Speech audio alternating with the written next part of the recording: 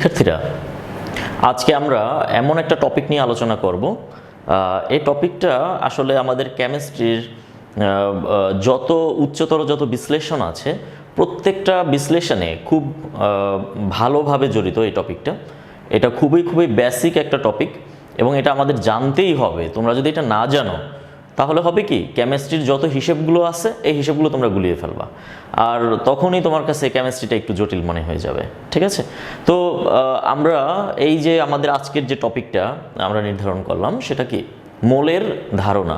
এই মোলের ধারণার এই কনসেপ্টটা তোমরা 9-10-এ কিছুটা পড়েছো।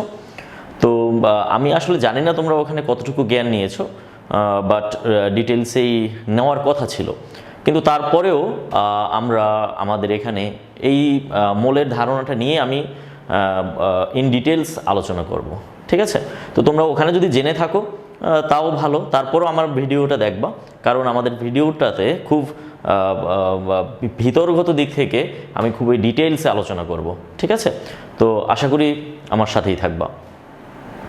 তো আমরা মোলের যে ধারণা জানি, মোলের ধারণাটা কি? আচ্ছা, মোল একটা হলো যে জাস্ট আমরা বলতে পারি পরিমাপ বিষয়ক একটা হলো একটা ধারণা, যেটা পরিমাণ রিলেটেড। সোজা কথা, পরিমাণ রিলেটেড ব্যাপারটাকে যদি আমি একটু বাস্তব জীবনের সাথে একটু তুলনা করি, যেমন আমরা যেই বিষয়বস্তুগুলোকে বা যে বস্তুগুলোকে আমরা দেখি তার মধ্যে ধরো আমি যদি তোমাকে বলি যে 1 কুড়ি, আমরা আমাদের গ্রামের ভাষায় যেটাকে বলি অনেক সময় যে 1 কুড়ি কলা। ঠিক আছে? তো 1 কুড়ি কলা বলতে কি বোঝানো হয়? দেখো, 1 কুড়ি কলা বলতে বোঝানো হয় ধরো 20টি কলা। ওকে, 1 কুড়ি কলা বলতে 20টি কলা বোঝানো হয়। ঠিক আছে? আবার যেমন ধরো আমি যদি বলি যে 1 ডজন খাতা। ঠিক আছে? তো 1 ডজন খাতা বলতে কি বোঝানো হয়? কয়টা খাতা? 12টি খাতা। ঠিক আছে? আমরা যদি বলি এক হালি কমলা লেবু, তাহলে 1 হালি কমলা লেবু বলতে কি বোঝানো হয় বলো তো? 4টি কমলা লেবুকে বোঝানো হয় কি? ঠিক আছে? তাহলে এখানে একটা জিনিস একটু খেয়াল করে দেখো, এই যে 20টি কলা, এই যে অ্যামাউন্ট, এই যে 20 একটা কিন্তু অ্যামাউন্ট। ঠিক আছে? টি কিন্তু কোনো একক হয় না। ঠিক আছে? যে 20 অ্যামাউন্ট, নাম্বার অফ অ্যামাউন্ট, এই 20টা কাকে মেনশন করতেছে? মানে কাকে? কুড়িকে। যখন আমরা কুড়ি বুঝবো তখন মনে করব কি, এটার মধ্যে কয়টা আছে? 20টা আছে। 20টা কলা, 20টা আপেল, হ্যাঁ, 20টা কলম। ওকে, যদিও কলমকে আমরা কুড়ি হিসেবে করি না, চিহ্নিত করি না, জাস্ট বলার কথা তাই বলে ফেললাম আর কি। তারপরে হলো যেমন ধরো 12টি খাতা। ঠিক আছে? 12টি খাতা, তাহলে এখানে 12 দ্বারা কি মেনশন করা হয়? 12 হলো যে কি আমাদের, যেমন 1 ডজন খাতা। ঠিক আছে? তাহলে 1 ডজন খাতা মানে 12টা খাতা। ঠিক আছে? তো এখানে এই যে ডজন বলতে আমরা কি মনে করি? 12 মনে করি। ঠিক আছে? 12 কিন্তু একটা নাম্বার। আবার 1 হালি বলতে কি বোঝানো হয়? কয়টা? 4টা। তাহলে 4 কি একটা অ্যামাউন্ট, সংখ্যা। এইটা দ্বারা আমরা আসলে কাকে মেনশন করি? 1 হালিকে মেনশন করি। ঠিক আছে? তো দেখো, এই যে আমি যে ব্যাপারগুলো নিয়ে আলোচনা করলাম, কণা, খাতা, কমলা লেবু, এদেরই কিন্তু আমরা সরাসরি চোখে দেখতে পাই। ঠিক আছে? কিন্তু আমরা আমাদের কেমিস্ট্রিতে সবসময় কণা নিয়ে আলোচনা করি। কণা। ঠিক আছে? কণা বলতে কি বোঝানো হয়? কণা বলতে বোঝানো হয় তোমার, কণা বলতে তুমি এখানে মনে করতে পারো, এখানে তোমার অণু হতে পারে। ঠিক আছে? এখানে তোমার পরমাণু হতে পারে, এখানে তোমার আয়ন হতে পারে, এখানে তোমার ইলেকট্রন হতে পারে, এখানে প্রোটন হতে পারে, এখানে নিউট্রন হতে পারে। ঠিক আছে? এই যে কণা, এদেরকে কিন্তু আমরা মানে চোখে দেখি না। ঠিক আছে? এদেরকে আমরা চোখে দেখি না। তো এদেরকে আমরা কিভাবে পরিমাপ করব? তো এদের পরিমাপ করার জন্যই আমাদের ধারণাটা হলো যে কিসের ধারণা? মোলের ধারণা। ঠিক আছে? তো আমরা যদি যে সমস্ত কণাগুলোকে বা যে সমস্ত কণাগুলোকে আমরা চোখে দেখি না, ঠিক আছে, এইরকম কোনো ব্যাপার যদি আমাদের হিসেবের সামনে আসে, তখন আমরা যে সাউন্ডটা ইউজ করব সেটা হলো কি? মোল। ঠিক আছে? তো আমরা 1 মোল এক মোল বলতে কি বুঝি? এক মোল বলতে বুঝি 6.023 ইন্টু 10⁻23t। এতটি কি কণা। এখন এই কণা বলতে কি বুঝাই? সেটা অণু হতে পারে, পরমাণু হতে পারে, আয়ন হতে পারে, ইলেকট্রন, প্রোটন, নিউট্রন, যে কোনো কিছু হতে পারে। বাট এক মোল বলতে এই জিনিসটাকে বোঝানো হয়, এই অ্যামাউন্টটাকে বোঝানো হয়। এখন এটা কিভাবে আসছে সেটা আমরা কিছুক্ষণ পরে আলোচনা করব। এই অ্যামাউন্টটা কিভাবে আসছে, যে 6.023 ইন্টু 10⁻23, এই অ্যামাউন্টটাই বা কিভাবে আসছে, ঠিক আছে, এক মোলের কাছে, সেই জিনিসটা আমরা হিসেব করব একটু পরেই। আচ্ছা, তাহলে এখন 2 মোল বলতে আমরা কি বুঝবো বলো? তাহলে 2 মোল বলতে বুঝবো 6.023 ইন্টু 10⁻23 ইন্টু 2, এত টি কণা। কি বুঝতে পারছো ব্যাপারটা? যেমন আমি যদি বলি যে 2 হালি কমলা লেবু, তাহলে তুমি কি করবা? 4 ইন্টু 2, 8টি কমলা লেবু হবে। যদি আমি বলি 5 হালি কমলা লেবু, তাহলে কি হবে? 5 ইন্টু 2। বুঝতে পারতেছো আশা করি ব্যাপারটা? তাহলে আমি যদি তোমাকে বলি 5 মোল হলো যে কি কণা, তাহলে 5 মোল কণা বলতে তুমি কি বুঝবা? এই যে 6.023 ইন্টু 10⁻23, এটাকে তুমি 5 দ্বারা গুণ করবা। 5 মোল কণা 6.023 ইন্টু 10⁻23 ইন্টু কি 5, এতটি কি কণা। এতটি কণা ইজ ইকুয়াল টু হবে কত মোল? 5 মোল। ব্যাপারটা ক্লিয়ার? তার মানে এখানে আমরা আমাদের তফাৎটা কোন জায়গাতে, হিসেবটা কিন্তু মোটামুটি সেম। তফাৎটা কোন জায়গাতে, যে আমরা এই হিসেবগুলো আনতেছি কিসের জন্য?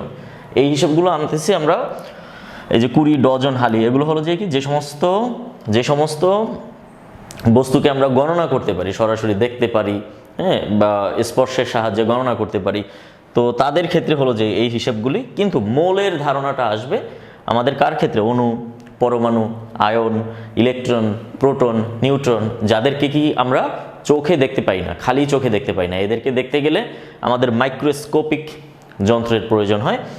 সো তাদের আমরা মানে সংখ্যাগত দিক থেকে যদি এদেরকে আমরা একটু ধারণা পেতে চাই, তাহলে আমরা এই ব্যাপারগুলা আমরা এভাবে মেনশন করব। আশা করি মোল বলতে মোটামুটি কি বুঝাই সেই জিনিসটা তোমরা বুঝে গেছো।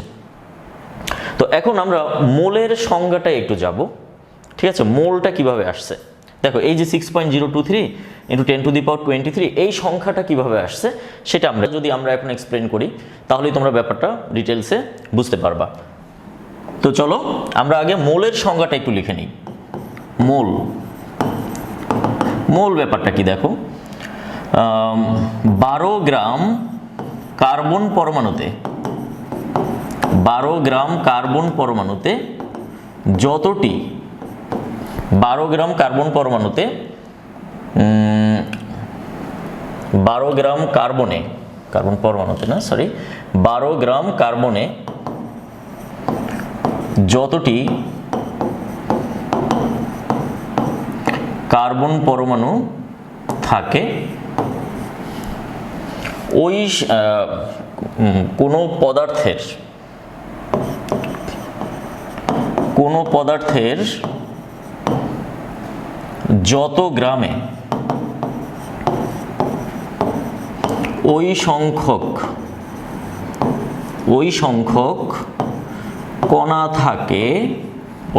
কণা থাকে, পদার্থের ওই ভরকে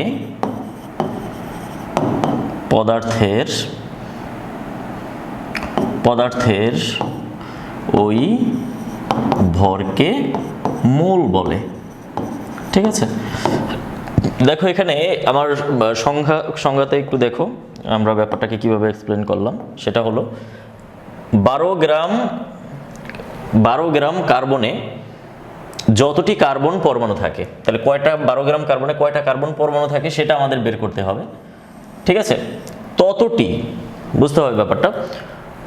যত গ্রাম অন্য কোনো একটা পদার্থ, ধরো তুমি সেটা হাইড্রোজেন নিতে পারো, অক্সিজেন নিতে পারো, ঠিক আছে, মানে ওই অন্য যেটাই নাও না কেন, হাইড্রোজেন নাও, অক্সিজেন নাও, তার যত গ্রাম নিলে পর তুমি এই সংখ্যক, মানে যতটি কার্বন পরমাণু থাকে 12 গ্রামে, তত সংখ্যক ওই পরমাণু থাকবে। ঠিক আছে, ওই ভরটাকে তখন তুমি বলতে পারবা কি? মোল। এখানে দেখো, এখানে যে কণার কথা বলা হয়েছে, এই কণা মানে কি? কণা মানে হলো সেই আগের মতোই আমাদের হিসেবটা করতে হবে। এটা হতে পারে পরমাণু, এটা হতে পারে অণু, এটা হতে পারে আয়ন, এটা হতে পারে ইলেকট্রন, এটা প্রোটন, এটা নিউট্রন, যে কোনো কিছু হতে পারে। কি বুঝতে পারছো ব্যাপারটা? তাহলে আমরা এখন বের করব আসলে 12 গ্রাম কার্বনে কতটা কার্বন পরমাণু আছে, এই ব্যাপারটা আমরা একটু বের করব। ঠিক আছে, তো দেখো আমরা বের করি যে 12 গ্রাম কার্বনে পরমাণুর সংখ্যা, 12 গ্রাম কার্বনে পরমাণুর সংখ্যা কতটি, এই জিনিসটা আমরা এবার একটু বের করি। ঠিক আছে, তো আমরা একটা জিনিস জানি, সেটা হলো যে কার্বনের ভর কত। আমরা স্পেকট্রোমিটারের সাহায্যে আমরা পরমাণুর ভর বের করতে পারি। তো আমরা সেই স্পেকট্রোমিটারের সাহায্যেই আমরা এই কার্বনের ভর, একটা পরমাণুর ভর আমরা বের করে নিয়েছি অলরেডি। তো আমরা জানি একটি কার্বন পরমাণুর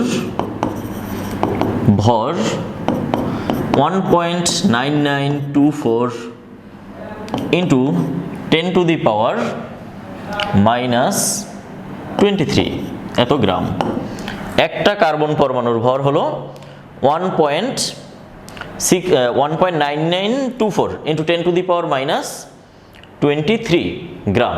এটা হলো কয়টা কার্বন পরমাণুর ভর? একটা কার্বন পরমাণুর ভর। ঠিক আছে, তাহলে এই কথাটাকে যদি আমি উল্টে লিখি, এটাকে যদি আমরা ঐকিক নিয়মের মতো সাজিয়ে এইভাবে যদি লিখি যে 1.99 into 10 to the power -23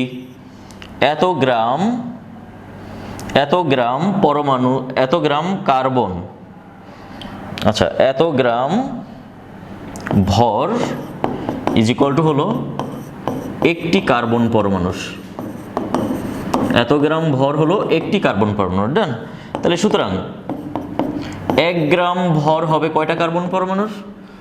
1/1.9924 into 10 to the পাওয়ার -23 এতটি কার্বন পরমাণুর। তাহলে সুতরাং 12 গ্রাম, এই যে এখানে আমি বলছি কি 12 গ্রাম কার্বনে যতটি কার্বন পরমাণু থাকে, ভর কত হবে? উপরে 12, নিচে হবে কত? 1.9924 ইন্টু 10 টু দি পাওয়ার -23। দেখো এটাকে যদি তুমি ক্যালকুলেট করো তাহলে পাবা কি 6.023 into 10 to the power 23t এতটি কার্বন। বুঝতে পারছো ব্যাপারটা? এই যে নাম্বার, এই যে 6.023 ইন্টু 10 টু দি পাওয়ার 23, এই যে এটাই কিন্তু হলো আমাদের এই যে 1 মোল ইজিকলটা আমি লিখছিলাম কিন্তু 6.023 ইন্টু 10 টু দি পাওয়ার 23।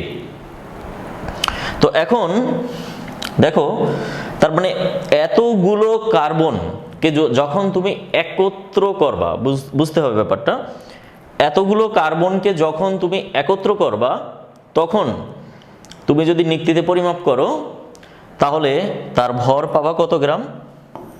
12 গ্রাম মাত্র। বুঝতে পারছো ব্যাপার? 6.023 ইন্টু 10 টু দি পাওয়ার 23 কতটা কার্বন? বুঝতে পারতেছো ব্যাপার? অনেক কার্বন, অনেক।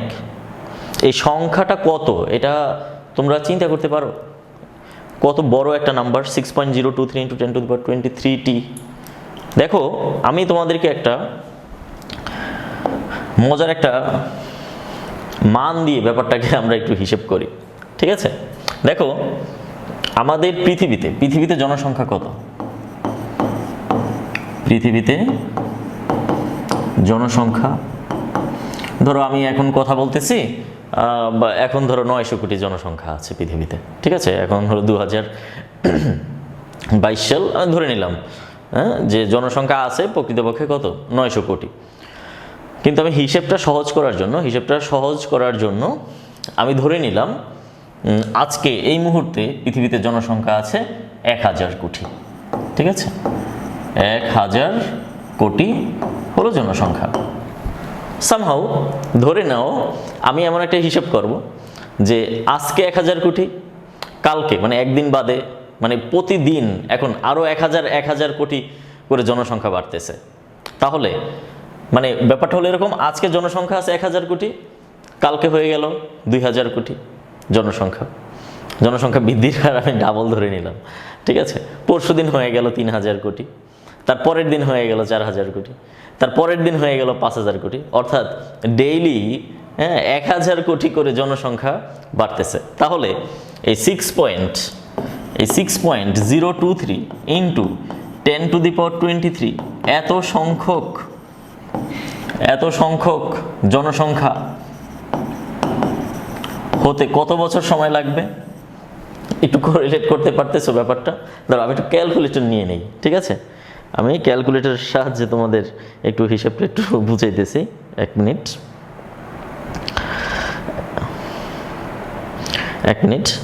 দেখো আমাদের ডেইলি যদি 1000 কোটি হয়, ডেইলি যদি 1000 কোটি জনসংখ্যা হয়, তাহলে এখানে আমাদের এত সংখ্যক জনসংখ্যা বাড়তে কত দিন লাগবে?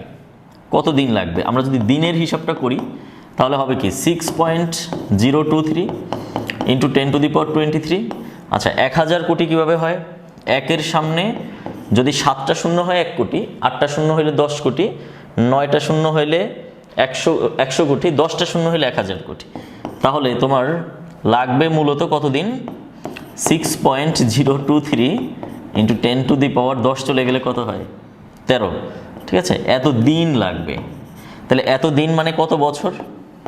6.023 ইন্টু 10⁻23 কে তুমি 365 দিয়ে ভাগ দিয়ে দাও, তাহলে দেখবা কত বছর লাগবে। আচ্ছা ওকে, আমরা একটু হিসাব করে দেখি। 6.023 ইন্টু 10⁻23 এটাকে আমরা ভাগ দিয়ে দেব, 10⁻13 এটাকে ভাগ দিয়ে দেব আমরা 365। তাতেও আমাদের 1 2 3 4 5 6 7 8 9 10 11 1.6। আচ্ছা 16,000 আমরা বলতে পারি এভাবে, 16,000 3 4 5 6 7 16,500 এক বছর। আমরা 1 বছর বাদ দিলাম, 16,500 বছর আলটিমেটলি সময় লাগবে। 16,500 কোটি বছর, বছর না, 16,500 কোটি বছর। আমি কি বললাম? ব্যাপারটা একটু কোরিলেট করো যে এই সংখ্যাটা আসলে কত বড় অ্যামাউন্ট। আমি এই জিনিসটা একটু তোমাদেরকে বোঝাচ্ছি। এই সংখ্যাটা আসলে কত বড়, 6.023 ইন্টু 10⁻23 এটা আসলে কত বড় অ্যামাউন্ট। অর্থাৎ আমি কি বলছি, যদি পৃথিবীতে আজকে জনসংখ্যা আছে 1000 কোটি, এখন কোনো কারণে যদি পৃথিবীতে জনসংখ্যা মানে প্রতিদিন 1000 কোটি করে বাড়তেছে, ঠিক আছে? তাহলে তোমার এই 6.023 ইন্টু 10⁻23 সংখ্যক জনসংখ্যা হতে গেলে পৃথিবীতে সময় লাগবে 16,500 কোটি বছর। আশা করি ব্যাপারটা ক্লিয়ারলি বুঝতে পেরেছো। আচ্ছা এখানে কিন্তু মৃত্যুর হিসেব করা হয়নি, ঠিক আছে? তো আশা করি ব্যাপারটাকে অন্যভাবে নেওয়া যাবে না। ওকে, আমি জাস্ট মজার জন্য তোমাদেরকে ব্যাপারটা বোঝানোর জন্য, 6.023 এই নাম্বারটা বোঝানোর জন্য, ঠিক আছে, আমি এই ব্যাপারটা বলতে বাধ্য হয়েছি।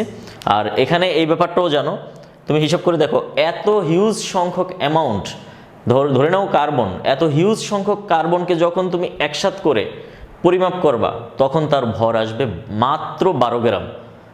তাহলে এক একটার ভর কতটা ক্ষুদ্র হতে পারে, কতটা ছোট হতে পারে, এবার তুমি নিজে একটু ক্যালকুলেট করে নাও।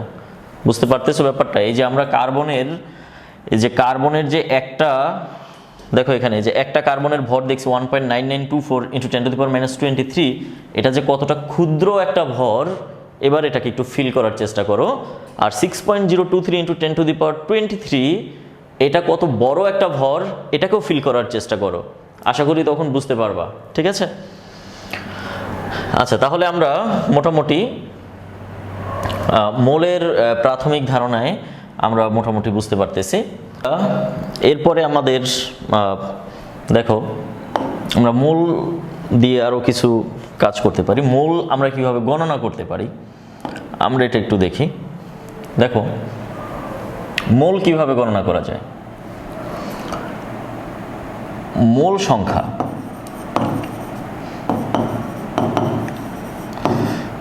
এটাকে আমরা n দ্বারা প্রকাশ করি, ঠিক আছে? n দ্বারা প্রকাশ করি, এটা হলো W/m, ঠিক আছে? আচ্ছা, ডব্লিউটা হলো যে কি, এটা হলো যে আমাদের নিক্তিতে পরিমাপকৃত একটা ওজন বা ভর, ঠিক আছে। এটাকে আমরা যদি আণবিক ভর দ্বারা ভাগ করে দিই, ঠিক আছে, তাহলে আমরা কিন্তু কোনো একটা পদার্থের মোল সংখ্যা পেয়ে যাব।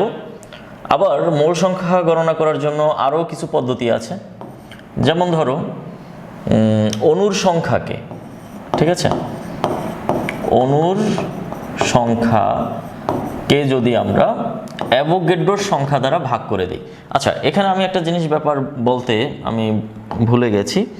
এই যে আমরা 6.023 × 10⁻23টি এই যে সংখ্যাটা পেলাম না, এই সংখ্যাটাই মূলত হলো অ্যাভোগাড্রোর সংখ্যা, ঠিক আছে, Na দ্বারা প্রকাশ করা হয়। অ্যাভোগাড্রোর সংখ্যাকে Na দ্বারা প্রকাশ করা হয়, এটাই মূলত হলো অ্যাভোগাড্রোর সংখ্যা। 6.023 × 10⁻23 এই সংখ্যাটাই হলো অ্যাভোগাড্রোর সংখ্যা। তো এখন দেখো, সেই অ্যাভোগাড্রোর সংখ্যা মানে কোনো একটা পদার্থের মধ্যে কয়টা অণু আছে, অণুর সংখ্যাকে যদি আমরা অ্যাভোগাড্রোর সংখ্যা দিয়ে ভাগ করে দিই, তাহলেও কিন্তু আমরা মোল সংখ্যা গণনা করতে পারি। দেখো, মোল সংখ্যা গণনা করার আরও একটা ব্যাপার আছে, সেটা হলো ধরো এসটিপিতে পদার্থের আয়তন ডিভাইডেড বাই হলো 22.4, ঠিক আছে। তো এটার অনুপাতকেও কিন্তু আমরা কি বলতে পারি, মোল সংখ্যা বলতে পারি, ঠিক আছে। এরপরে আরও একটা আছে, সেটা হলো n হলো এখানে আয়তনটা কিন্তু লিটার এককে, একটু লিখে নিই, আয়তনটা হলো লিটার এককে। এখানে 22.4 এটাও কিন্তু লিটার, ঠিক আছে, 22.4 লিটার। আচ্ছা, n হলো সিভি যখন হবে তখন ভিটা লিটার এককে থাকবে, আবার n আমরা লিখতে পারি CV/1000। হ্যাঁ, যখন CV/1000 হবে তখন ভিটাকে আমরা মিলিলিটার এককে বুঝবো। এখানে লিটার, এখানে ভি হলো লিটার এককে, আর এখানে ভিটা হলো যে মিলিলিটার এককে, ml এককে, ঠিক আছে, এটা বুঝে নিতে হবে। তো আমরা এই যে চারটা কনসেপ্ট, এই চারটা কনসেপ্ট দিয়ে কিন্তু, এই চারটা সূত্র দিয়ে কিন্তু আমরা কি করতে পারি, আমরা মোল সংখ্যা গণনা করতে পারি, ঠিক আছে। তো আমরা প্রত্যেকটারই একটা একটা করে উদাহরণ একটু দেখি, ঠিক আছে। দেখো, আমরা প্রথমে একটা উদাহরণ নিয়ে আসি, সেটা হলো যেমন এটা, ঠিক আছে। প্রথমটায় আসি, প্রথমটাতে ধরো আমি লিখলাম এখানে আমি লিখলাম 5 গ্রাম অক্সিজেন অণুর O2, অণু বলতে কিন্তু O2 বোঝাবে, মোল সংখ্যার কিন্তু অণু না পরমাণু, এই ব্যাপারটা একটু খুব সিরিয়াসলি দেখতে হবে, ঠিক আছে। 5 গ্রাম অক্সিজেন অণুর 5 গ্রাম অক্সিজেন অণুর মোল সংখ্যা বের করি আমরা, ঠিক আছে। 5 গ্রাম অক্সিজেন অণুর মোল সংখ্যা আমরা একটু বের করি। তাহলে এখানে দেখো 5 গ্রাম, 5কে আমার ভাগ করে দিতে হবে কি দ্বারা, আণবিক ভর দ্বারা, ঠিক আছে। তাহলে অক্সিজেন অণুর আণবিক ভর হলো 32, আণবিক ভর হলো 32, ঠিক আছে। তাহলে 5/32 করলে যেই ফলাফলটা আসবে সেটাই হলো আমাদের কি, তার মোল সংখ্যা। আচ্ছা, আমরা একটু ক্যালকুলেটরের সাহায্যে হিসেবটা একটু করে নিচ্ছি, তাহলেই বুঝতে পারবো আমরা।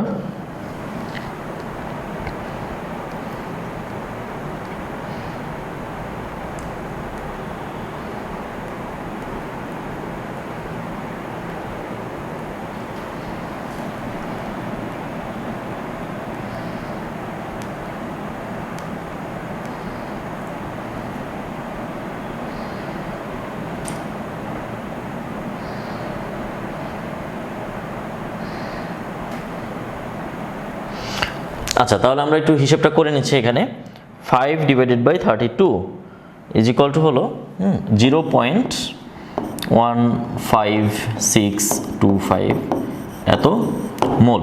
তাহলে আমরা মোল সংখ্যাটা কিভাবে গণনা করলাম দেখছো, প্রথম সূত্র দিয়ে কিন্তু আমরা বস্তুর ভর ডিভাইডেড বাই বস্তুর আণবিক ভর দিয়ে 5 গ্রাম অক্সিজেন অণুর মোল সংখ্যা বের করে ফেললাম। আবার যেমন ধরো আমরা যদি বলি যে 3 গ্রাম, ঠিক আছে, 3 গ্রাম হলো 3 গ্রাম আমরা দিলাম ধরো নাইট্রোজেন, এর 3 গ্রাম নাইট্রোজেনের পারমাণবিক 3 গ্রাম নাইট্রোজেন অণুর মোল সংখ্যা, তাহলে কত হবে দেখো, 3 ডিভাইডেড বাই, এখানে নাইট্রোজেন হলো কত 28, ঠিক আছে, ঠিক আছে। তাহলে এখন দেখো 3 divided by 28 is equal to হলো কত 0.10714 এত কি মোল। ওকে, তাহলে এভাবে আমরা প্রথম সূত্র দিয়ে আমরা কি বের করতে পারি, মোল সংখ্যা গণনা করতে পারি। ওকে, এবার ধরো আমি দ্বিতীয় সূত্রটা ব্যবহার করব।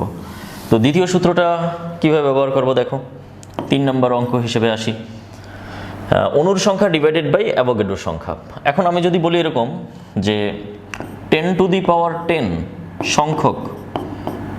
সংখ্যক কার্বন ডাই অক্সাইডের মোল সংখ্যা কত, ঠিক আছে, অর্থাৎ কার্বন ডাই অক্সাইডের পরমাণু আছে 10⁻10, সো এখন এর মোল সংখ্যাটা কত হবে এটা আমরা কিভাবে গণনা করব, ঠিক আছে। তাহলে অণুর সংখ্যাকে ভাগ করতে হবে অ্যাভোগাড্রোর সংখ্যা দ্বারা, তাহলে 10⁻10 কে ভাগ করে দিতে হবে আমাদের অ্যাভোগাড্রোর সংখ্যা, মানে 6.023 × 10⁻23, ঠিক আছে। তাহলে কত হয় 1 × 10⁻10, এটাকে ভাগ করে দেবো 6.023 × 10⁻23, তাহলে কত মোল হবে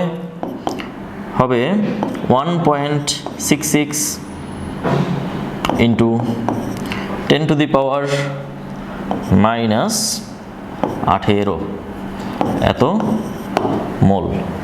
বুঝতে পারছো ব্যাপারটা? আমি যদি বলি যে আমরা যদি বলি এরকম 4 নম্বর 5 × 10⁻22 এত সংখ্যক আমরা যদি লিখি এখানে অক্সিজেনের মোল সংখ্যা কত, তাহলে কি হবে 5 × 10⁻22 ডিভাইডেড বাই 6.023 × 10⁻23। ওকে, তাহলে এটা লিখতে পারি আমরা এইভাবে 5 × 10⁻22, এটাকে ভাগ করে দিই 6.023 × 10⁻23 দ্বারা, তাহলে কত হচ্ছে 0.083 এত মোল হচ্ছে কি আমাদের, আমরা জাস্ট মোল সংখ্যাটা গণনা করতেছি কোন সূত্রের মাধ্যমে, দ্বিতীয় সূত্রের মাধ্যমে, কি ঠিক আছে।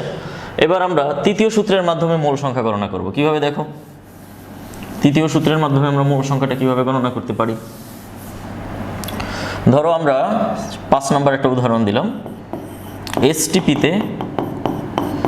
এসটিপিতে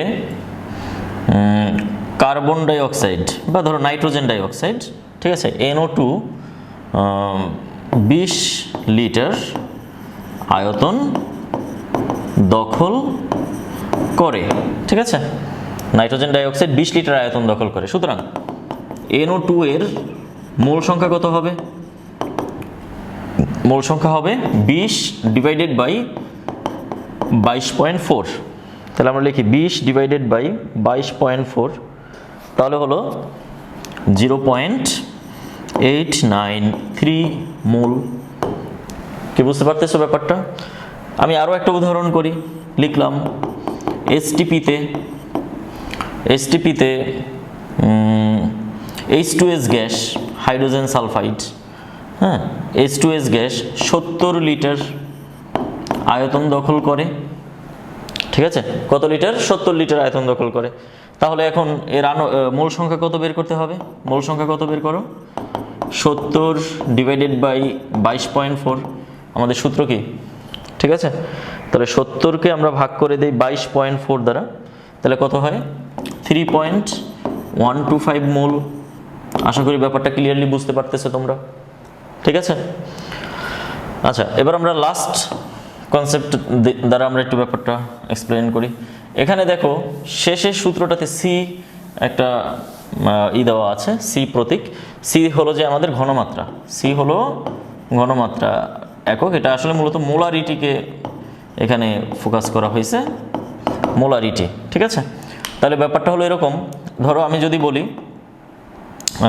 0.2 মোলারিটি সালফিউরিক অ্যাসিডের 25 লিটার, ঠিক আছে, 25 লিটার আয়তন, 25 লিটার পরিমাণ, এর মোল সংখ্যা কত হবে? দেখো এখানে আয়তনটাকে কিন্তু আমি লিটার এককে রাখছি। 0.2 মোলার সালফিউরিক অ্যাসিডের 25 লিটার পরিমাণ, ঠিক আছে, 25 লিটার। আচ্ছা, তাহলে আমাদের সূত্রটা কি হবে বলো? n ইকুয়াল টু মোল সংখ্যা, n ইকুয়াল টু হবে কি আমাদের সিভি। তাহলে সি হলো যে কি, ঘনমাত্রা হলো 0.2 মোলারিটি, ইন্টু হলো আমাদের আয়তন হয়েছে কত? 25। তাহলে 0.2 ইন্টু 25 সমান সমান কত মোল? 5 মোল সালফিউরিক অ্যাসিড। আশা করি ব্যাপারটা ক্লিয়ারলি বুঝতে পারতেছো। আর যদি আমি এটাকে, এটা হলো আমাদের 7 নাম্বার, আমি যদি এটাকে এভাবে লিখি যে 0.1 মোলারিটি HCl এর 250 ml দ্রবণের মোল সংখ্যা কত? তাহলে দেখো এখন কিন্তু আয়তনটা আছে কোন এককে? এখানে কিন্তু আয়তনটা আছে মিলিলিটার এককে। তো আমি এই সূত্র কি বলছিলাম, যদি আয়তন মিলিলিটার এককে থাকে তাহলে n equal to CV by 1000 হবে। অথবা তোমরা একটা কাজ করতে পারো, সেটা হলো কি, মিলিলিটারকে আগে থেকে 1000 দিয়ে ভাগ করে লিটারে কনভার্ট করে জাস্ট সি আর ভি দ্বারা গুণ করে দিতে পারো, যেটা খুশি সেটাই করতে পারো, ঠিক আছে। তাহলে এখন এখানে আমি যদি n equal to CV divided by 1000 লিখি, তাহলে কি দাঁড়াবে বলো? সিভি বাই 1000 মানে কত? 0.1 ইন্টু হলো 250 ডিভাইডেড বাই 1000, তাহলে কত হবে দেখো? 0.1 ইন্টু 250 ভাগ 1000, 0.025 মোল, ঠিক আছে। তাইলে আমাদের মোলের যে ব্যাপারগুলো আছে, এই যে মোল নির্ণয় করার জন্য আমাদের যে 4টা সূত্র, এই 4টা সূত্রের মাধ্যমে কিভাবে মোল গণনা করা হয় সে কনসেপ্টটা আমি তোমাদেরকে কিন্তু বুঝাই দিলাম, কি ঠিক আছে। আশা করি ব্যাপারটা ক্লিয়ারলি বুঝতে পেরেছো। মোল সম্পর্কে তো ধারণা পেলাম কিছুটা। আচ্ছা, এরপরে দেখো আমরা এখন একটু পরমাণু সম্পর্কে একটু ধারণা পাই। পরমাণুটা কি, আমাদের এটা একটা গুরুত্বপূর্ণ আলোচনা। পরমাণুটা কি, ঠিক আছে। দেখো পরমাণুটা হলো নাম্বার 1 পদার্থের ক্ষুদ্রতম একক, ঠিক আছে। পরমাণুটা কোনো একটা পদার্থের ক্ষুদ্রতম ইউনিট। নাম্বার 2 হলো পরমাণু রাসায়নিক বিক্রিয়ায় অংশগ্রহণ করে, রাসায়নিক বিক্রিয়ায় অংশ নেয়। নাম্বার 3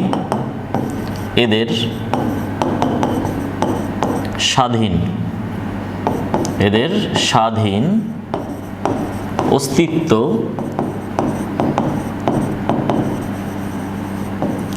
থাকতেও পারে আবার নাও থাকতে পারে।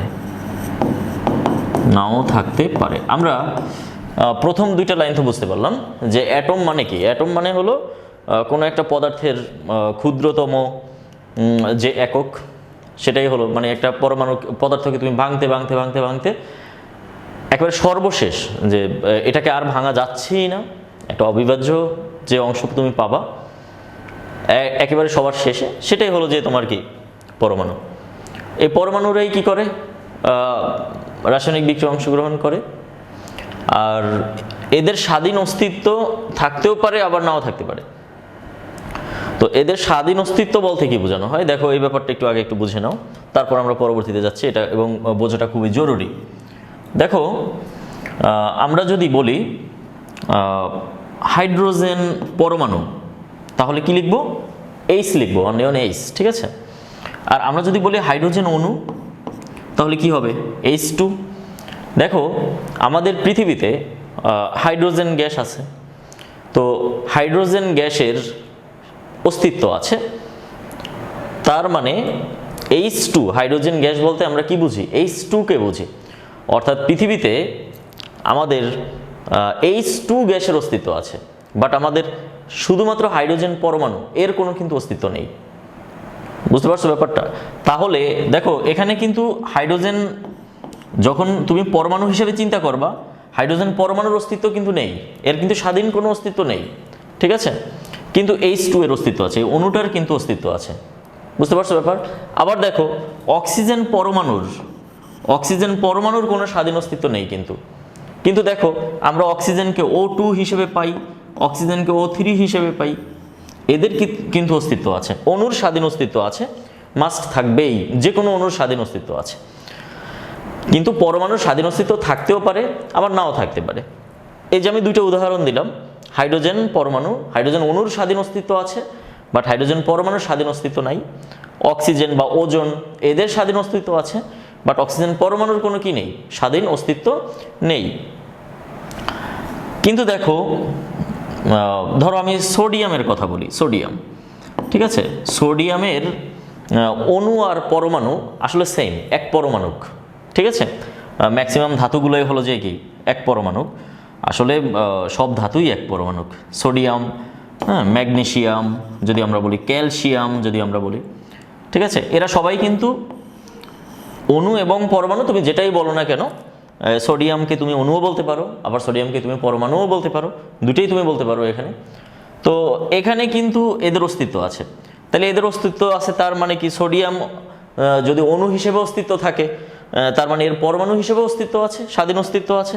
ম্যাগনেসিয়ামেরও সেম কথা, ক্যালসিয়ামের ক্ষেত্রেও সেম কথা, ঠিক আছে? তো ব্যাপারটা আশা করি বুঝতে পারতেছো।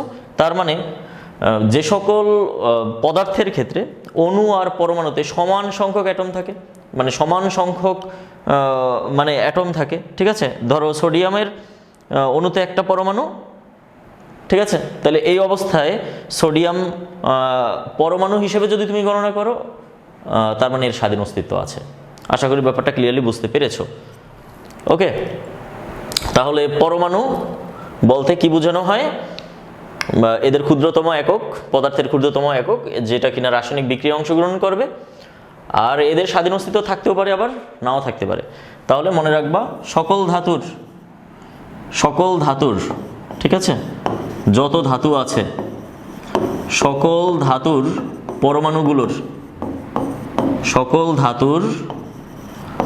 পরমাণুগুলোর স্বাধীন অস্তিত্ব আছে। এছাড়াও আরও কাদের আছে জানো? নোবেল গ্যাস, নিষ্ক্রিয় গ্যাস সমূহের স্বাধীন অস্তিত্ব আছে, কারণ নিষ্ক্রিয় গ্যাস সমূহেরা সবাই কিন্তু এক পরমাণুক। এছাড়া কার আছে? অ্যালুমিনিয়ামের আছে, কার্বনের আছে, ঠিক আছে? এদের কিন্তু স্বাধীন অস্তিত্ব আছে। আশা করি ব্যাপারটা ক্লিয়ারলি বুঝতে পেরেছো। ওকে, দেখো এই যে আমরা অ্যাটম নিয়ে কথা বলতেছি, এখানে আমরা পরমাণুকে যদি আমরা এক্স দ্বারা প্রকাশ করি, এক্স হলো একটা পরমাণু, ওকে, এক্স যদি একটা পরমাণু হয়, তাহলে আমরা তার পারমাণবিক ভরকে এ দ্বারা প্রকাশ করি। পরমাণুর যে প্রতীক, ঠিক আছে, একটা পরমাণু লেখার যে প্রতীকের উপরে থাকে, উপরে মানে বা পাশের কর্নারে থাকে, যে ভ্যালুটা, সেটা হলো যে তার ভর সংখ্যা, আর এখানে থাকে কি সংখ্যা? তার জেড সংখ্যা, জেড মানে প্রোটন সংখ্যা, ঠিক আছে? তো এখানে একটা ব্যাপার একটু মাথায় রাখবা, জেড হলো এখানে কি সংখ্যা? প্রোটন সংখ্যা, ঠিক আছে? জেড হলো প্রোটন সংখ্যা, আর এ হলো যে কি আমাদের, এ হলো ভর সংখ্যা। ওকে, জেড হলো প্রোটন সংখ্যা, আর এ হলো কি? ভর সংখ্যা। এখন একটা পরমাণুতে কয়টা ইলেকট্রন আছে, কয়টা প্রোটন আছে, কয়টা নিউট্রন আছে, এটা আমরা কিভাবে গণনা করতে পারি? দেখো খুব সহজেই আমরা গণনা করতে পারি। দেখো একটা পরমাণুতে ইলেকট্রন কয়টা আছে, ইলেকট্রন সংখ্যা, হ্যাঁ, চার্জবিহীন হলে জেড এর সমান হবে, ঠিক আছে? পরমাণুটি আধানবিহীন হলে, পরমাণু আধান নিরপেক্ষ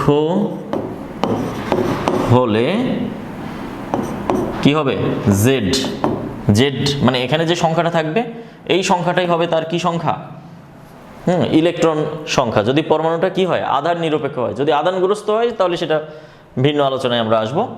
প্রোটন সংখ্যা, প্রোটন সংখ্যা, প্রোটন সংখ্যা হলো ইজ ইকুয়াল টু জেড। আর নিউট্রন সংখ্যা এন মানে ছোট হাতের এন মানে এখানে নিউট্রন বোঝানো হয়েছে, এটাকে আবার মূল সংখ্যা বোঝানো হয় নাই কিন্তু, ঠিক আছে, নিউট্রন সংখ্যা।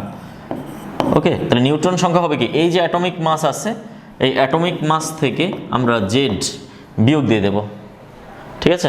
তাহলে আমরা যেটা পাবো সেটা হলো যে কি সংখ্যা আমাদের নিউট্রন সংখ্যা। তো এবার আমরা এটা যদি একটু উদাহরণের মাধ্যমে দেখি তাহলে কি হবে দেখো। উদাহরণের মাধ্যমে দেখলে আমরা দেখতে পাই, ধরো অক্সিজেন পরমাণু এটা হলো 8 আর এখানে আছে ধরো 16। তাহলে অক্সিজেন যে পরমাণু এখানে আমাদের ইলেকট্রন আছে কয়টা, তাহলে এটা যেহেতু আধান নিরপেক্ষ এটা হলো জেড, তার মানে ইলেকট্রন আছে 8টা। প্রোটন আছে কয়টা, এই সংখ্যাটাই হবে 8টা। নিউট্রন আছে কয়টা, 16 থেকে 8 বিয়োগ হবে, তাহলে কয়টা নিউট্রন হয়, 8টা নিউট্রন হয়। কি ব্যাপারটা ক্লিয়ার? আচ্ছা, যদি এখানে চার্জ থাকে তখন আমরা এই হিসাবটা কিভাবে করব দেখো। ধরো অক্সিজেন 2 মাইনাস 8 আর হলো 16, তাহলে এখানে আমাদের ইলেকট্রন প্রোটন নিউট্রন আমরা কিভাবে গণনা করব দেখো। তাহলে এখানে ইলেকট্রন হলো কয়টা, এই যে এখানে 8 আছে, 8-এর সাথে দেখো 2 মাইনাস মানে কি, 2 মাইনাস মানে এই অক্সিজেন পরমাণু 2টা ইলেকট্রন আরও অ্যাবজর্ব করছে মানে গ্রহণ করছে। তাহলে অক্সিজেন পরমাণু যদি 2টা ইলেকট্রন গ্রহণ করে থাকে তাহলে তার এখানে 2টা ইলেকট্রন বেড়ে যাবে, তার মানে এখানে ইলেকট্রন সংখ্যা হলো কত, 10টা। 2 মাইনাস মানে ইলেকট্রন যায় নাই কিন্তু ইলেকট্রন আসছে, ঠিক আছে, ইলেকট্রন আসছে। কয়টা ইলেকট্রন আসছে, 2টা ইলেকট্রন আসছে, তার মানে ইলেকট্রন সংখ্যা এখন কয়টা, 10টা। কিন্তু তার প্রোটন সংখ্যা ঠিকই এই 8টাই আছে, আর নিউট্রন সংখ্যা ওই 16 থেকে এই যে 8 বিয়োগ যাবে, দেন হলো 8। কি বুঝতে পারতেছো ব্যাপারটা? আর যদি এই ঘটনাটা যদি আমি এইভাবে লিখতাম, ধরো সোডিয়াম প্লাস 1123, তাহলে এখানে আমার ইলেকট্রন আছে কয়টা দেখো, 11 প্লাস আছে কয়টা, একটা প্লাস। প্লাস কখন হয়, একটা ইলেকট্রন ত্যাগ করলে প্লাস হয়, তার মানে ইলেকট্রন ত্যাগ করলে প্লাস আর ইলেকট্রন গ্রহণ করলে হয় মাইনাস। তার মানে এখানে একটা ইলেকট্রন মানে একটা প্লাস, তার মানে কি একটা ইলেকট্রন সে কি করছে, হ্যাঁ ত্যাগ করছে। তাহলে এর ইলেকট্রন সংখ্যা হলো কয়টা, 10টা। এখানে প্রোটন হবে কয়টা, 11টা। এখানে নিউট্রন হবে কয়টা, নিউট্রন হবে 23 থেকে আমাদের প্রোটন সংখ্যা বিয়োগ যাবে 11 ইজ ইকুয়াল টু কয়টি, 12টি। তো আশা করি ব্যাপারটা তোমরা ক্লিয়ারলি বুঝতে পারতেছো, ঠিক আছে। পরমাণু নিয়ে আমরা কথা বললাম। দেখো আমাদের পরমাণুর যে ভরকে আমরা গণনা করব, ঠিক আছে, এটা আমরা কিভাবে গণনা করতে পারি ব্যাপারটা একটু খেয়াল করে দেখো, ঠিক আছে। পরমাণুর ভর গণনা করতে পারি আমরা কি কি এককে দেখো। আমরা এএম পরমাণুর ভরকে গণনা করতে পারি। এএম মানে অ্যাটমিক মাস, অ্যাটমিক মাস এককে। আর এএম এটাকে বলা হয় রিলেটিভ অ্যাটমিক মাস। আর হলো আমাদের জিএএম মানে গ্রাম অ্যাটমিক মাস, ঠিক আছে। তো আমরা 3টা এককে আমরা পরমাণুর ভরকে আমরা গণনা করতে পারি। তো আমরা ধাপে ধাপে এই ব্যাপারগুলো একটু দেখব। দেখো এই যে অ্যাটমিক মাস, আমরা প্রথমে একটু অ্যাটমিক মাসে আসি। অ্যাটমিক মাস এটা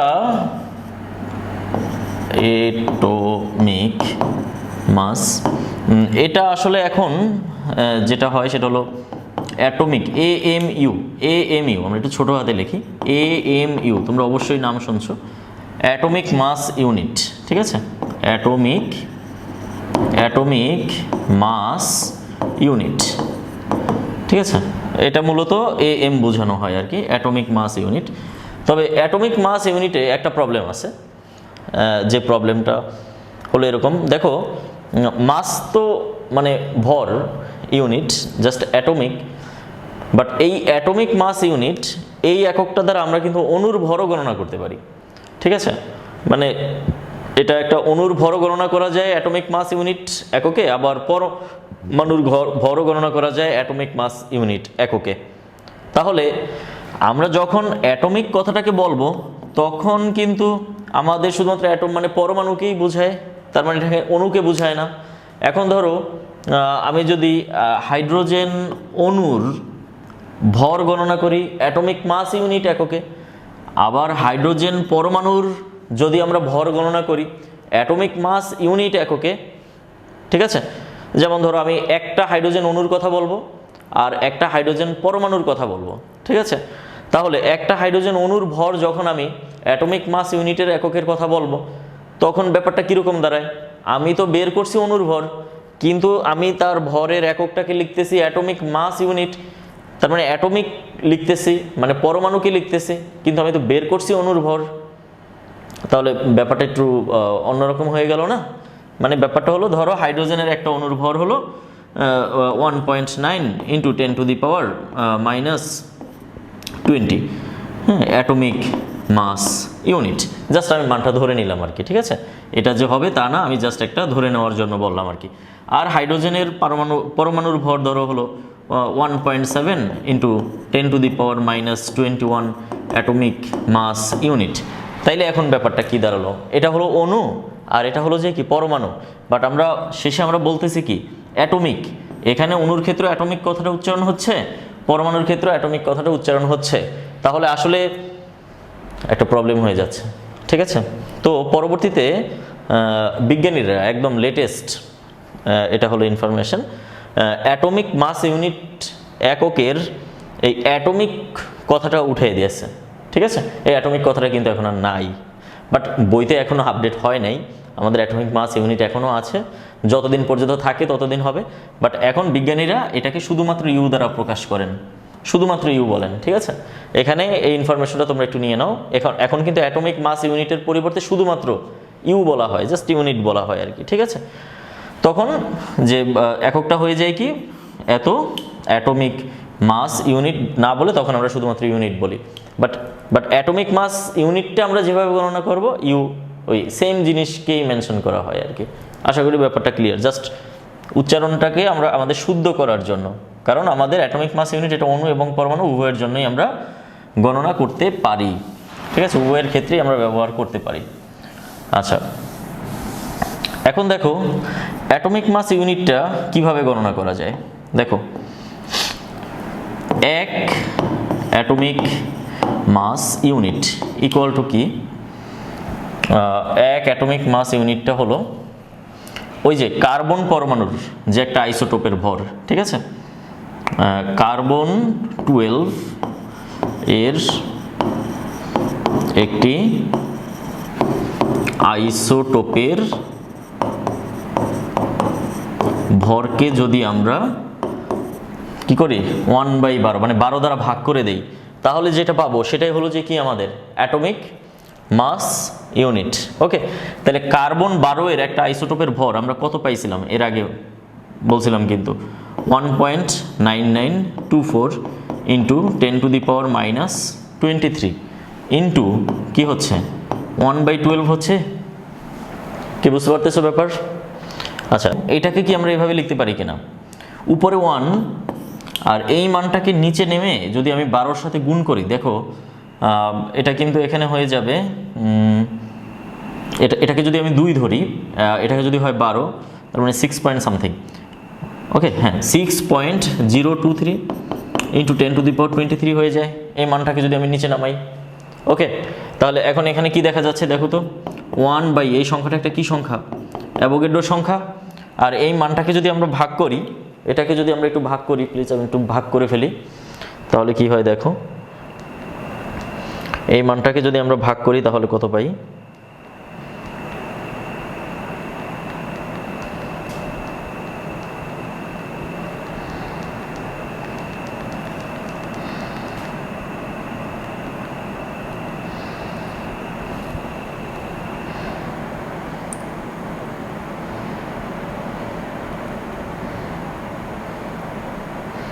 এই মানটাকে যদি আমরা ভাগ করি হলো 1/6.023 ইন্টু 10⁻23, 1.66 ইন্টু 10⁻⁻24 এত কি গ্রাম। আশা করি ব্যাপারটা ক্লিয়ারলি তোমরা বুঝতে পেরেছো। তাহলে এটা গেল কি আমাদের অ্যাটমিক মাস ইউনিট এর হিসেবটা, ঠিক আছে, এত গ্রাম এক অ্যাটমিক। ওকে, এবার আমরা RAM এর হিসাবটা একটু করি। RAM relative atomic mass. আচ্ছা, রিলেটিভ অ্যাটমিক মাসটা হলো যে কি দেখো,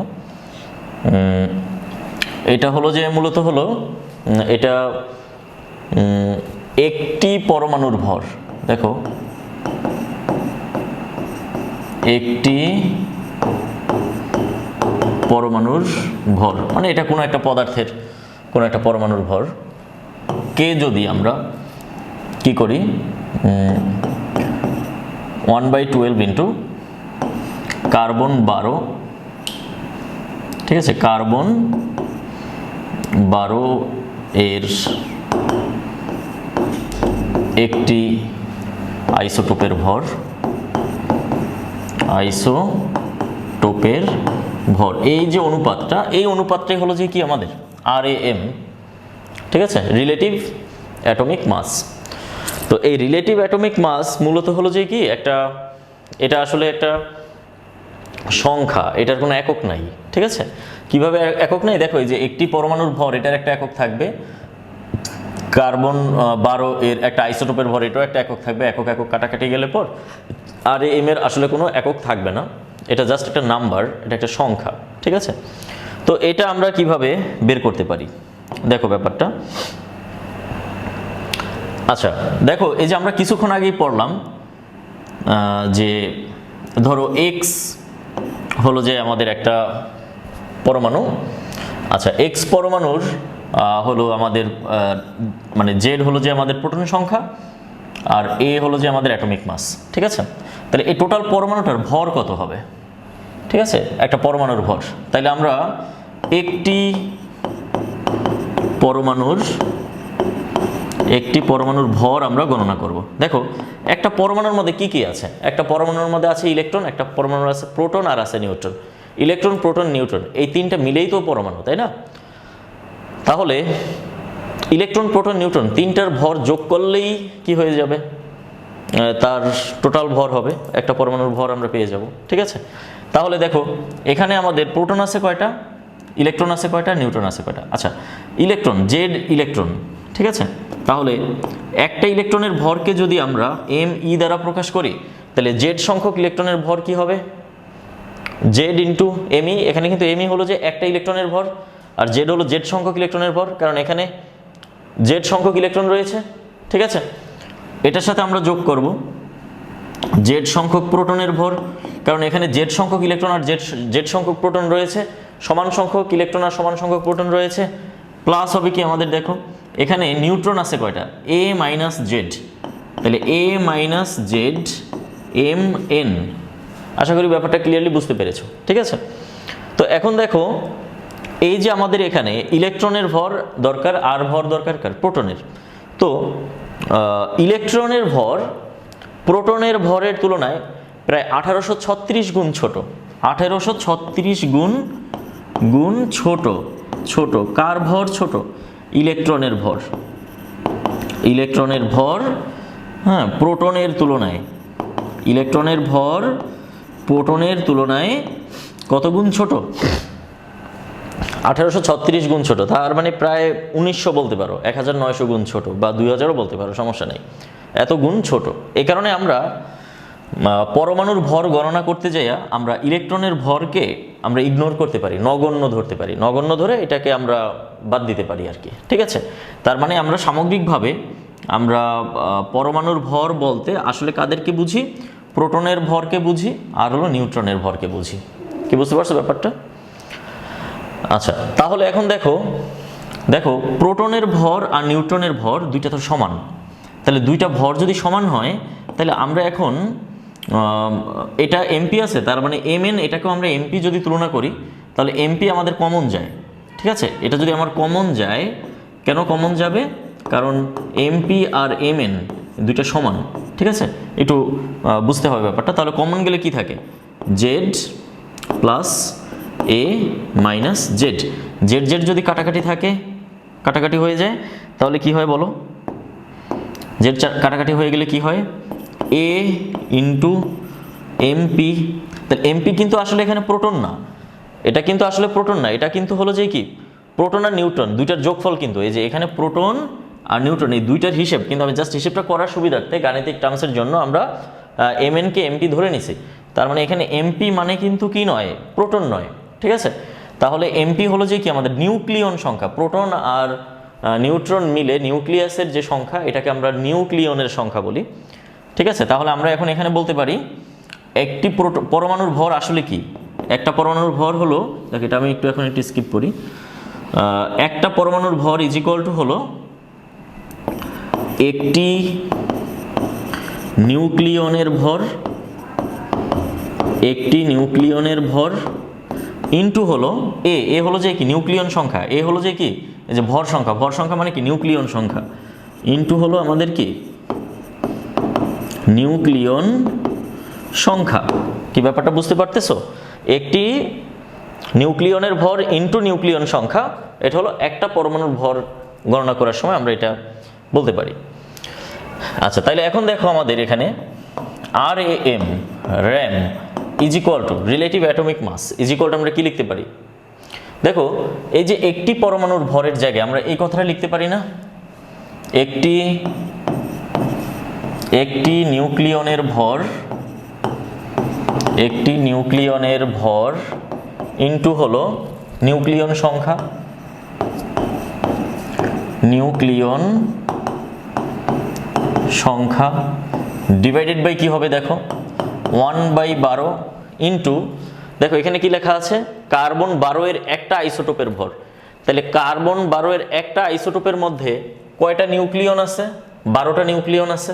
তাহলে ঠিক একইভাবে আমরা বলতে পারি না, এই যে এইটার ক্ষেত্রে আমরা কি লিখতে পারি, আমরা লিখতে পারি একটি নিউক্লিয়নের ভর ইনটু হলো 12। কি বুঝতে পারতেছো ব্যাপারটা, কারণ কি, কারণ কার্বনের মধ্যে 12টা নিউক্লিয়ন সংখ্যা আছে, নিউক্লিয়ন সংখ্যা মানে ভর সংখ্যা হলো এখানে হলো 12, তার মানে একটি নিউক্লিয়নের ভর ইনটু হবে কি 12। এটা কার ক্ষেত্রে লিখতে পারি, কার্বনের একটা আইসোটোপের ভরের ক্ষেত্রে লিখতে পারি।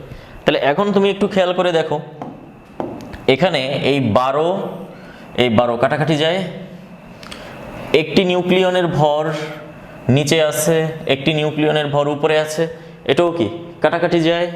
তাহলে র্যাম ইজ ইকুয়াল টু কি দাঁড়ায় বলো তো, relative atomic mass is equal to কি দাঁড়ায়, দাঁড়ায় নিউক্লিয়ন সংখ্যা, দাঁড়ায় কি সংখ্যা, নিউক্লিয়ন সংখ্যা। কি ব্যাপারটা ক্লিয়ারলি বুঝতে পারতেছো, র্যাম ইজ ইকুয়াল টু কি দাঁড়ায়, নিউক্লিয়ন সংখ্যা দাঁড়ায়। তাহলে এখন দেখো এই নিউক্লিয়ন সংখ্যা খুব সহজেই তুমি এখন হিসাব করতে পারবা, দেখো খুব সহজ, জটিলতার কোনো কারণ নেই, খুবই সহজ। দেখো আমরা যদি বলি নাইট্রোজেন, নাইট্রোজেনের প্রোটন সংখ্যা 7, নিউক্লিয়ন সংখ্যা কত 14, এই যে ভর সংখ্যা নিউক্লিয়ন সংখ্যা কি 14। তাহলে এই যে র্যাম কত, তাহলে নাইট্রোজেন পরমাণুর র্যাম কত, RAM মানে রিলেটিভ অ্যাটমিক মাস কত 14। বুঝতে পারতেছো ব্যাপারটা। আর যদি আমরা বলি নাইট্রোজেন পরমাণুর অ্যাটমিক মাস ইউনিট AMU যদি আমরা হিসাব করি, AMU যদি আমরা হিসাব করি, তাহলে একটা নাইট্রোজেন পরমাণুর অ্যাটমিক মাস ইউনিট যদি আমরা হিসাব করি, তাহলে কি হবে 14 AMU। কি বুঝতে পারছো ব্যাপারটা, 14 AMU। ওকে, এই তো ক্লিয়ারলি আমার মনে হয় বুঝতে পারতেছো তোমরা। দেখো এখানে আমরা যদি এখানে, আচ্ছা আরো একটু ব্যাপার একটু বুঝাই, ধরো অক্সিজেন হয়েছে কত, অক্সিজেন 8 আর হলো 16, তাহলে অক্সিজেনের র্যাম কত হবে, অক্সিজেনের র্যাম কত হবে, RAM কত হবে 16 হবে, যার কোনো একক নাই, কিন্তু যার কোনো কি নাই, একক নাই, ঠিক আছে, যেটাকে আমরা পারমাণবিক ভর বলি 16, যার কোনো কি নাই, অ্যাটমিক মানে রিলেটিভ অ্যাটমিক মাসের কোনো একক নাই 16, ঠিক আছে। আবার তুমি যদি বলো ধরো সোডিয়ামের আমরা কত লিখি 11/23 লিখি, ঠিক আছে। তাহলে সোডিয়ামের RaM কত? সোডিয়ামের RaM হলো 23, ঠিক আছে। আচ্ছা, এখন এখানে আরও একটা ব্যাপার একটু খেয়াল করো এই রিলেশনে, সেটা একটু দেখো এখানে। সেটা হলো কি, এই যে আমরা লিখলাম কি RaM ইজ ইকুয়াল টু হলো একটি পরমাণুর ভর, একটি পরমাণুর ভর ডিভাইডেড বাই কি দাঁড়ায় দেখো, ডিভাইডেড বাই দাঁড়ায় এই যে 1/12 ইন্টু এটা, এটুকুর পরিবর্তে কিন্তু আমরা কি লিখতে পারি AMU লিখতে পারি। কিন্তু দেখো আমরা এর আগেই লিখছি, দেখো এই যে AMU ইজ ইকুয়াল টু হলো কি, দেখো এই টোটাল টুকুর পরিবর্তে আমরা কি লিখতে পারি AMU লিখতে পারি। তাহলে এখানে এই যে নিচের টোটাল জায়গায় যদি আমি 1 AMU লিখি, তাহলে একটি পরমাণুর ভর, একটি পরমাণুর ভর is equal two RaM into 1 AMU। আশা করি ব্যাপারটা ক্লিয়ারলি বুঝতে পারতেছো তোমরা, ঠিক আছে। তাহলে এটা হলো কি, একটা পরমাণুর ভর যদি তোমাকে গণনা করতে বলে, তাহলে র্যামের সাথে RaM এর সাথে 1 AMU তুমি গুণ করে দেবা। তাহলে র্যাম জিনিসটা কি সেটা আমরা বুঝতে পারছি। তাহলে এখন আমি তোমাকে যদি কোশ্চেনটা এভাবে করি, দেখো আমরা যদি বলি যে নাইট্রোজেন 7 আর হলো কি 14, তাহলে নাইট্রোজেন 7 আর 14 এর র্যাম কত? র্যাম হলো 14, এর কোনো একক নাই, বুঝতে পারছো ব্যাপার। আর নাইট্রোজেনের একটা পরমাণুর ভর কত? নাইট্রোজেনের একটা পরমাণুর ভর কত? নাইট্রোজেনের একটি পরমাণুর ভর ইজ ইকুয়াল টু কি হবে, এই যে দেখো র্যাম হলো কত 14 ইন্টু অ্যাটমিক মাস ইউনিট কত 1.66 ইন্টু 10⁻⁻24 গুণ করে দাও, এটা হলো 10⁻⁻24 গুণ করে দাও, তাইলে নাইট্রোজেনের একটা পরমাণুর ভর বেরিয়ে যাবে। এখন নাইট্রোজেনের একটা পরমাণুর ভর যদি তুমি জানো, যেহেতু তুমি জানো, তাহলে নাইট্রোজেনের 10টা পরমাণুর ভর বের করতে পারবা, 100টা নাইট্রোজেন পরমাণুর ভর বের করতে পারবা, 500টা নাইট্রোজেন পরমাণুর ভর বের করতে পারবা। আশা করি ব্যাপারটা ক্লিয়ারলি বুঝতে পারতেছো তোমরা কি, ঠিক আছে। তাহলে আমরা দুইটা জিনিস অলরেডি জেনে নিলাম, একটা হলো AM অ্যাটমিক মাস, আর একটা হলো যে কি র্যাম। এবার গ্রাম অ্যাটমিক মাস, ঠিক আছে। আচ্ছা, এখানে আমি একটু লাল পেন ইউজ করি, হ্যাঁ, GAM গ্রাম অ্যাটমিক মাস। ওকে, তাহলে গ্রাম অ্যাটমিক মাসটা হলো যে কি, দেখো এই যে আমি হিসেবটা করলাম, ঠিক আছে, এটা হলো কি একটা পরমাণুর ভর হিসেব করলাম। তাহলে একটা পরমাণুর ভর হলো যে কি আমাদের RAM into 1 atomic mass unit, ঠিক আছে। তো আমি এই একটা পরমাণুর ভরের জায়গায় যদি এক মোল পরমাণু এর ভর হিসেব করি, ওই যে এক মোল পরমাণু ইজ ইকুয়াল টু হলো 6.023 ইন্টু 10⁻23, ঠিক আছে। এক মোল ইজ ইকুয়াল টু 6.023 ইন্টু 10⁻23, ঠিক আছে। তাহলে আমি যদি বলি যে এক মোল পরমাণুর ভর, ঠিক আছে, এক মোল পরমাণুর ভরই হলো 1 গ্রাম পরমাণুর ভর, 1 গ্রাম পরমাণুর ভর, বুঝতে পারছো ব্যাপারটা। তাহলে এক মোল পরমাণুর ভরকেই আমরা কি বলবো 1 গ্রাম পরমাণুর ভর বলবো। তাহলে এখানে মূলত কি হবে বলো, তাহলে এক মোল পরমাণুর ভর হবে র্যাম, বুঝতে হবে ব্যাপারটা, gram into 1 atomic mass into হলো আমাদের অ্যাভোগাড্রোর সংখ্যা, ঠিক আছে। তাহলে অ্যাভোগাড্রোর সংখ্যা হলো কত Na, ঠিক আছে। তাহলে gram into 1 atomic mass into হলো কি Na, ঠিক আছে। তাহলে এখন এক মোল পরমাণুর ভর এটা আমরা কিভাবে গণনা করতে পারি, দেখো 1 atomic mass is equal to হলো, দেখো এখানে আমরা এক মোল পরমাণুর ভর ইজ ইকুয়াল টু হলো এটা। তো এখানে আমরা দেখো এটাকে এইভাবে এক্সপ্লেন করতে পারি, সেটা হলো দেখো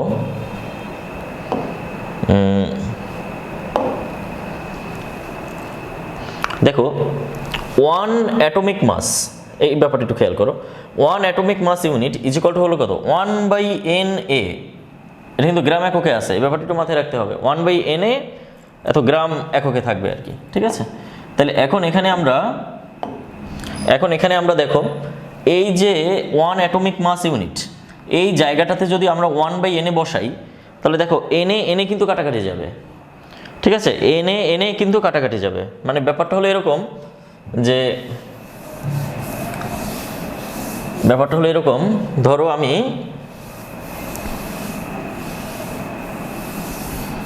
ধরো আমরা এখানে লিখলাম 1 মোল পরমাণুর ভর, 1 মোল পরমাণুর ভর ইজ ইকুয়াল টু হলো RAM ইন্টু হলো 1/6.023 ইন্টু 10⁻23 এত গ্রাম ইন্টু হলো আবার অ্যাভোগাড্রোর সংখ্যা মানে 6.023 ইন্টু 10⁻23, ঠিক আছে, এখানে একক নেই। এখন দেখো এখানে যদি আমাদের কাটাকাটি হয়, তাহলে এটা কাটাকাটি গেল, তাহলে র্যাম এই যে সংখ্যা তার সামনে যদি গ্রাম থাকে, তাহলেই সেটা হলো যে কি আমাদের 1 মোল পরমাণুর ভর। 1 মোল পরমাণুর ভর মানে কি 1 গ্রাম পরমাণুর ভর is equal two RAM into কি গ্রাম। তাহলে কি দাঁড়ালো, র্যামের কিন্তু নিজস্ব কোনো একক নাই, কিন্তু র্যামকে যদি আমরা গ্রাম এককে প্রকাশ করি, মানে র্যামের সামনে মানের সামনে যদি আমরা গ্রাম নিয়ে আসি, তাহলেই সেটা হবে যে কি আমাদের গ্রাম পরমাণুর ভর, ঠিক আছে। আর সেটাই হবে কিন্তু আমাদের কি 1 মোল পরমাণুর ভর। এখন এই তিনটা জিনিস আমি যদি একসাথে বুঝাই, তাহলে তোমরা ব্যাপারটা একদম পুরোপুরিভাবে ক্লিয়ার হয়ে যাবা। হ্যাঁ, যে অ্যাটমিক মাস ইউনিট, তারপরে হলো যে কি RAM, আর হলো কি GAM, এই ব্যাপারটা দ্বারা আসলে তোমরা কি বোঝো। ধরো আমরা যদি বলি অক্সিজেন 8-16, ঠিক আছে, তাহলে অক্সিজেন 8-16 এর অ্যাটমিক মাস ইউনিট মানে একটা পরমাণুর ভর যদি তুমি গণনা করো, তাহলে সেটা কি হবে, সেটা হবে 16 ইন্টু 1 AMU, 16 ইন্টু 1 AMU, এটা হলো তার অ্যাটমিক মাস ইউনিট। আর তার র্যাম হবে কত 16, এই যে উপরে দেখো এই যে 16 হলো যে কি র্যাম। আর যদি গ্রাম অ্যাটমিক মাস বলি, তাহলে হবে কি 16 গ্রাম। বুঝতেছো ব্যাপারটা? তাহলে আমরা যদি এইখানে অক্সিজেনের জায়গায় যদি আমরা নাইট্রোজেনকে নিয়ে আসি, নাইট্রোজেন হলো 7 আর হলো 14, তাহলে এখন এখানে কি হবে দেখো, অ্যাটমিক মাস কত হবে, একটা পরমাণুর ভর কত হবে 14 ইন্টু 1 AMU, আর এটার র্যাম হবে কত 14, আর এটার গ্রাম অ্যাটমিক মাস হবে কত 14 গ্রাম। তার মানে র্যামে কোনো একক নাই, গ্রাম অ্যাটমিক মাসে একক আছে গ্রাম, আর অ্যাটমিক মাস ইউনিট ব্যাপারটা আসলে ক্লিয়ারলি এখন বুঝতে পারতেছো। 1 অ্যাটমিক মাস ইন্টু 14, তার যে নাম্বার নিউক্লিয়ন সংখ্যা সেটা দিয়ে যদি আমরা গুণ করে দিই, তাইলে আমরা পেয়ে যাব কি ব্যাপারটা ক্লিয়ার। দেখো গ্রাম অ্যাটমিক মাসে একটা প্রবলেম তৈরি হয়, কিন্তু গ্রাম অ্যাটমিক মাসে একটা প্রবলেম হয়। প্রবলেমটা হলো কি দেখো, একটু প্রবলেমটা হলো আমাদের স্টুডেন্টরা ম্যাক্সিমাম টাইমে এই প্রবলেমে ভোগে। খুব গুরুত্বপূর্ণ প্রবলেমটা এবং ভালো করে বুঝতে হবে। 1 গ্রাম পরমাণু নাইট্রোজেন, 1 গ্রাম পরমাণু নাইট্রোজেন, ঠিক আছে, এর ভর কত, আর 1 গ্রাম নাইট্রোজেনের ভর কত, 1 গ্রাম নাইট্রোজেন পরমাণুর ভর কত, 1 গ্রাম নাইট্রোজেন পরমাণুর ভর কত। বুঝতে পারছো ব্যাপারটা? দেখো তোমাদেরকে কিন্তু কনফিউশনে ফেলাবে। 1 গ্রাম পরমাণু নাইট্রোজেন, তো 1 গ্রাম পরমাণু নাইট্রোজেন বলতে কি বোঝানো হয়, 1 গ্রাম পরমাণু, দেখো ব্যাপারটা 1 গ্রাম পরমাণু, তার মানে তার যে র্যাম নাম্বার এটাই হলো যে তার 1 গ্রাম পরমাণু নাইট্রোজেনের ভর হলো 14 গ্রাম। কি বুঝতে পারতেছো ব্যাপার? আর 1 গ্রাম নাইট্রোজেন পরমাণুর ভর কত, কিন্তু বইলেই দেওয়া আছে 1 গ্রাম। 1 গ্রাম নাইট্রোজেন পরমাণুর ভর হলো 1 গ্রাম। কি ব্যাপারটা ক্লিয়ারলি বুঝতে পারতেছো? কনফিউশন হলে আবার দেখো, আবার বোঝো, তাহলে ব্যাপারটা ক্লিয়ার হয়ে যাবে। ধরো আমি এখানে যদি আমি বলি, ধরো যে আমরা যদি বলি যে 1 গ্রাম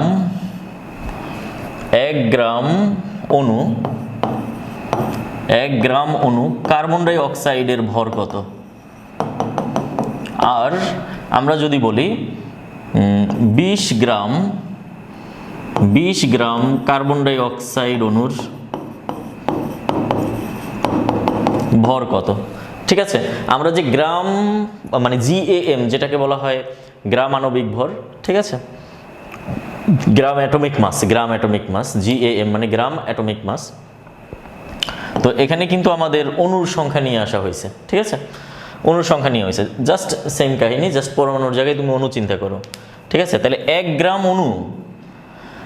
গ্রাম অণু কার্বন ডাই অক্সাইড বলতে আমাদের কিন্তু 1 গ্রাম কার্বন ডাই অক্সাইডকে বোঝানো হয় নাই, এখানে বোঝানো হয়েছে কার্বন ডাই অক্সাইডের যে র্যাম আছে, র্যাম মানে কি? নিউক্লিয়ন সংখ্যা, ঠিক আছে, র্যাম মানে কি? নিউক্লিয়ন সংখ্যা। এখানে কার্বন ডাই অক্সাইডে টোটাল নিউক্লিয়ন সংখ্যা হলো 44, ঠিক আছে। তার মানে 1 গ্রাম অণু কার্বন ডাই অক্সাইডের ভর হলো 44 গ্রাম, ঠিক আছে। কিন্তু 20 গ্রাম কার্বন ডাই অক্সাইড অণুর ভর কত? 20 গ্রাম। আশা করি ব্যাপারটা এখন ক্লিয়ারলি বুঝতে পারতেছো। একটা আমি পরমাণু দিয়ে বুঝাইছি, আর একটা আমরা বুঝাইছি কি দিয়ে? অণু দিয়ে। তার মানে 1 গ্রাম অণু আর হলো কি 1 গ্রাম পরমাণু। এখন মনে রাখবা আণবিক ভরটা কি জানো? আণবিক ভর কাকে বলে, বা পারমাণবিক ভর কাকে বলে? আণবিক ভর হলো কোনো পদার্থের 1 গ্রাম অণুর ভরকে, 1 গ্রাম অণুর ভরকে কি বলা হয়? আণবিক ভর বলা হয়। 1 গ্রাম অণুর ভরকে কি বলা হয়? আণবিক ভর বলা হয়। আর পারমাণবিক ভর কাকে বলে? কোনো পদার্থের 1 গ্রাম পরমাণুর ভরকে পারমাণবিক ভর বলা হয়। তাহলে এই যে গ্রাম আণবিক ভর, তাহলে এটাকেই বলা হয় কিন্তু গ্রাম আণবিক ভর বা কি গ্রাম পারমাণবিক ভর। তাহলে আণবিক ভর আর পারমাণবিক ভরকে যদি আমরা গ্রামে প্রকাশ করে ফেলি, তখনই সেটাকে আমরা কি বলতে পারি? গ্রাম আণবিক ভর বা গ্রাম পারমাণবিক ভর। তাহলে কোনো পদার্থের 1 গ্রাম অণুর ভরকে আণবিক ভর বলে, কোনো পদার্থের 1 গ্রাম পরমাণুর ভরকে তার পরমাণুর ভর বলে। তাহলে কোনো পদার্থের 1 গ্রাম অণুর ভরটাই হলো তার র্যাম নাম্বার। র্যাম নাম্বারের সামনে যদি একটা গ্রাম বসাই দিই, র্যাম নাম্বারের সাথে, আমি আবারও বলি RAM নাম্বারের সাথে, RAMটা হলো যে কি নিউক্লিয়ন সংখ্যা, ঠিক আছে, নিউক্লিয়ন সংখ্যা। ভর মানে হলো যে কি আমাদের পরমাণুর মধ্যে যে আমাদের প্রোটন থাকবে আর হলো যে কি নিউট্রন থাকবে, তাদের দুইটার যে যোগফল, সেটা হলো নিউক্লিয়ন নাম্বার অফ নিউক্লিয়ন। সেই নাম্বার অফ নিউক্লিয়নের ভরের সামনে যদি আমরা গ্রাম যোগ করে দিই, তাহলেই সেটা হয়ে যাবে পরমাণুর ক্ষেত্রে পারমাণবিক ভর আর অণুর ক্ষেত্রে আণবিক ভর। আশা করি ব্যাপারটা ক্লিয়ারলি তোমরা বুঝতে পারতেছো। তো এই যে আমার আজকের যে আলোচনাটা, এই আলোচনাটা খুবই গুরুত্বপূর্ণ। তো আমরা এখানে মোল সম্পর্কে ধারণা পেলাম, অণু ও পরমাণুর মোলের যে হিসেব, সেই হিসেব সম্পর্কে ধারণা পেলাম। পাশাপাশি আমরা অণুর ভর, পরমাণুর ভর, তারপরে হলো যে আমাদের যে এককগুলো আছে অ্যাটমিক মাস ইউনিট, তারপর হলো রিলেটিভ মাস ইউনিট, তারপর হলো গ্রাম অ্যাটমিক মাস, ঠিক আছে। এই যে ব্যাপারগুলো আছে, এই টোটাল ব্যাপারগুলো আমরা আজকের টপিকে আমরা আলোচনা করছি। খুবই গুরুত্বপূর্ণ একটা টপিক, তোমরা ব্যাপারটা কমপ্লিট করবা। তো আজকে এই পর্যন্তই, দেখা হবে পরবর্তীতে কোনো